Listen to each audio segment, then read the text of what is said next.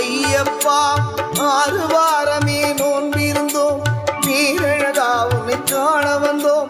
பாலபிஷேகம் உனக்கப்பா, இந்த